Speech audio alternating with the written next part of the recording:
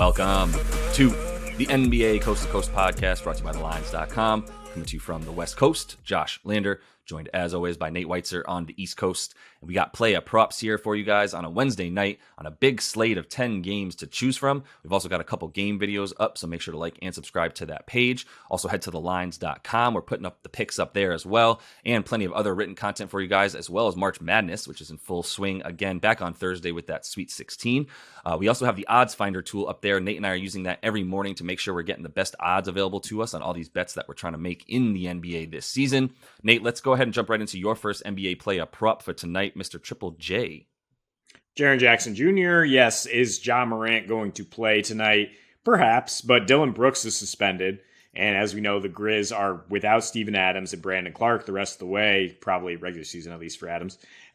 So Triple J is going to be operating more as a center against a Rockets team that gives up the sixth most rebounds to centers in their last 15. They give up the most blocks per centers on the season. They have a young team that will try to attack the rim, and that definitely means good things for the league's leader in shot blocking.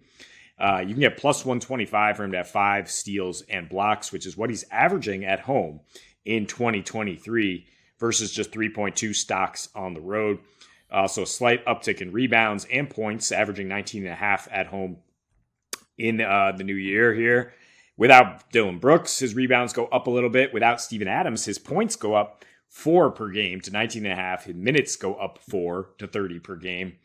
With or without Ja, it's still pretty similar numbers. he's scoring 20 points per game his last 15 without Ja on a slightly higher usage rate. I don't know if we're going to see balls to the wall Ja Morant here if it's his first game back. He had to miss a game for conditioning. I don't know where his mindset's going to be. He might be feeding Triple J against a really poor defense, a Rockets team that is a 125 defensive rating on the road and plays faster on the road in the new year again. And look, Triple J is showing his offensive arsenal lately. Yeah. Granted with Ja out, he's got 28 points per game and 6.5 rebounds on a 31% usage rate in his last 4. Definitely doing it inside and out. As he said, there's not much resistance down low with Sengun, probably the starter for Houston. So I would add the rebounds here. 25.5 points and rebounds gives you better odds than just 19 points for Triple J. Like I said, the stocks has a huge plus odds to it. I guess the concern here is a blowout and then him not getting the minutes necessarily. He did have 4 stocks in a massive blowout against Houston last year at home. There's definitely a potential he gets those defensive numbers even in 3 quarters.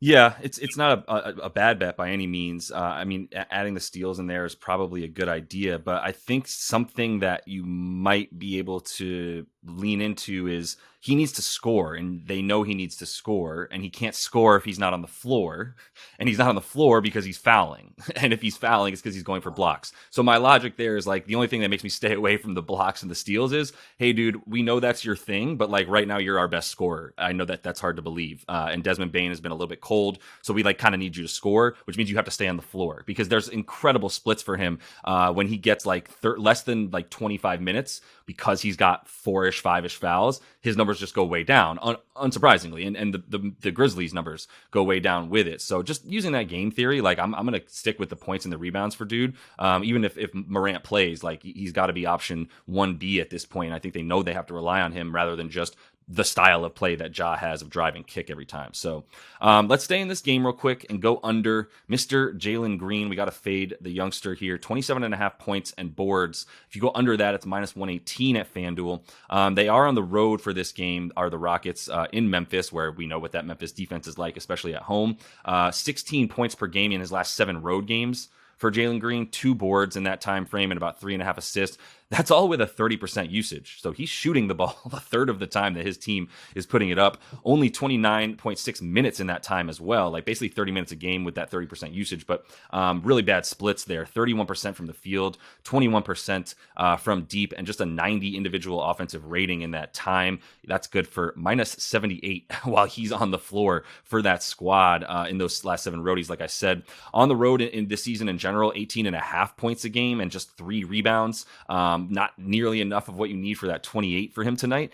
He's only topped 20 points twice so far in January on the road. That's against Indy, Philly, and the Lakers. And yeah, that Indy defense, poof, and then the Philly defense against guards, also very bad. The Lakers, we know that's the only place on the floor you can score from.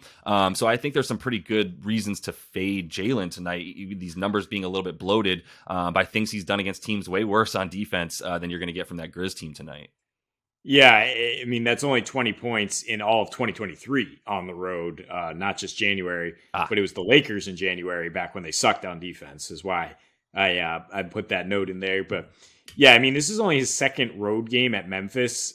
As a rookie early in his career, he had a really rough 15-2-1 line in a 34-point loss, minus 37. It's hard, that's hard to do, but that is. He's had a couple of nice games at home. I mean, really one nice game at home against Memphis, but he's such a bad road player at this point in his career. Like the splits are so stark with his shooting, and the Grizzlies are so good on defense at home that I think this is just a great opportunity to jump on that and add the rebounds, because Jalen actually has 0 rebounds in 2 of his last 5 road games, I believe. So he's not necessarily going to be banging down low there.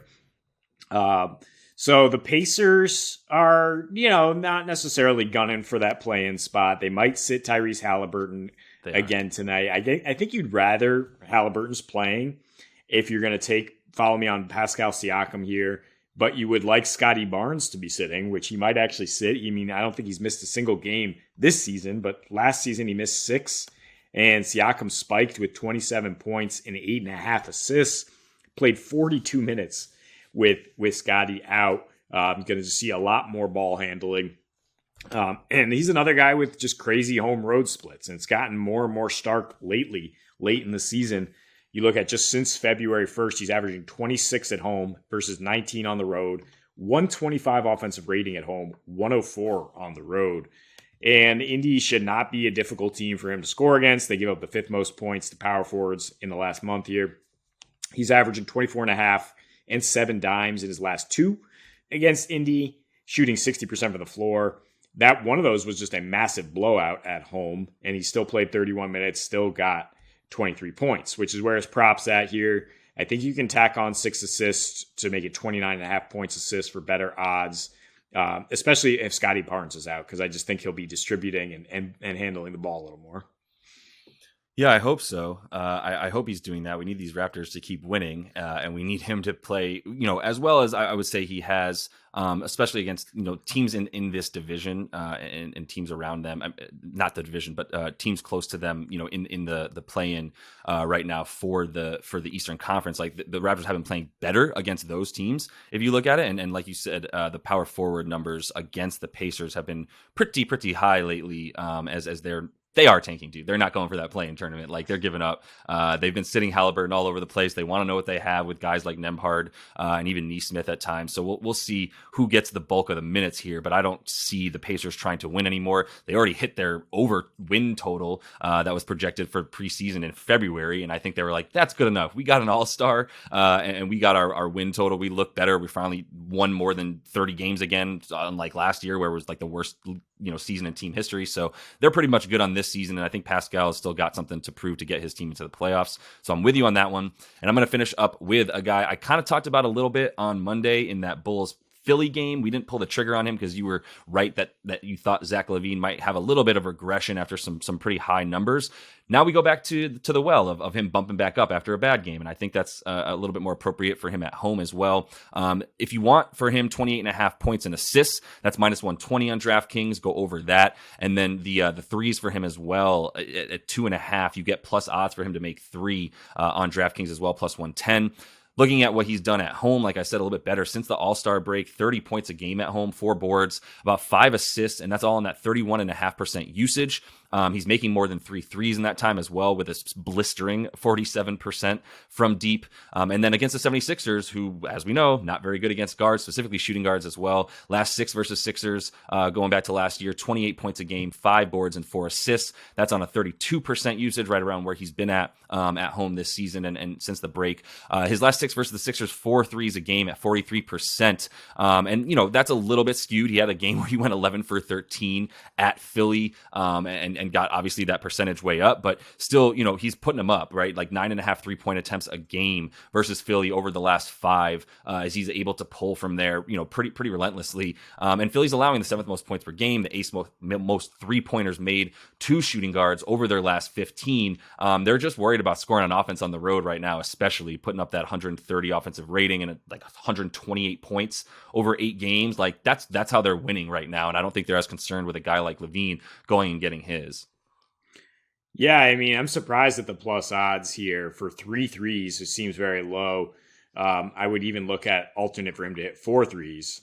I don't think I'd go any higher than that. Like, I mean, I do think that 11 3-pointer game against Philly is an anomaly to a degree, and Philly has been good guarding the 3-point line. They would be a little bit better if Melton and Milton are playing more because Harden's out. But I still think Lavine, he's been really hot lately. He's been really good against contenders, shooting from deep. And that is still the Sixers' weakness is the backcourt, especially if Harden's playing and especially if Harden's dealing with a little balky Achilles as well. Yeah.